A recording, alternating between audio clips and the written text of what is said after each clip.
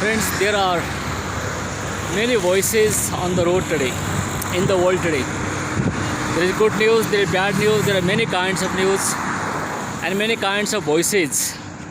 But our road to, our walk to, our effort to raising the voice of advocacy seems like an unending, ever blending serpentine walk ahead, road ahead, like the one you are watching right now. That's it. We'll not falter, we'll not be scared, we'll keep on keeping on, we'll keep on speaking up, we'll keep on raising our voices and trumpeting the issues of the downtrodden, the marginalized, those who are made voiceless. Our voices, our cries for basic human dignity and human right and freedom of choice and conscience and religion and belief shall not be silenced by the noise of communalism, religious nationalism, or the threats or the mobs and mobocracies around us. We shall keep on speaking for and fighting for the forgotten men and women, those who are oppressed and silenced. Our journey moves on, undeterred, undaunted, and unscared. Can I request for your support, your helping hands?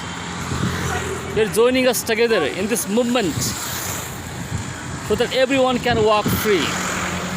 Yes, let them live and live freely.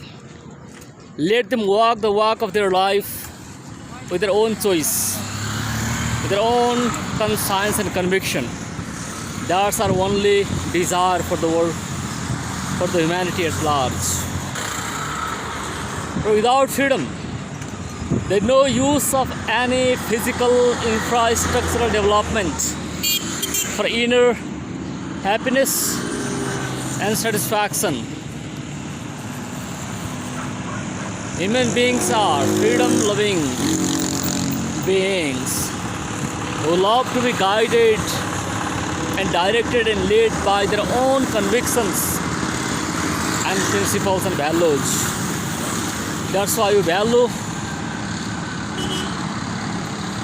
the human right of freedom of expression, choice, conviction, and religion or belief above all else. My walk, your walk, our walk together for human freedom and dignity has not come to an end yet. We are still on the road, still on the going, and to reach our destination of equity, equality, and liberty, and the right to life, liberty, and the pursuit of happiness should be there until we reach there. Thank you so much.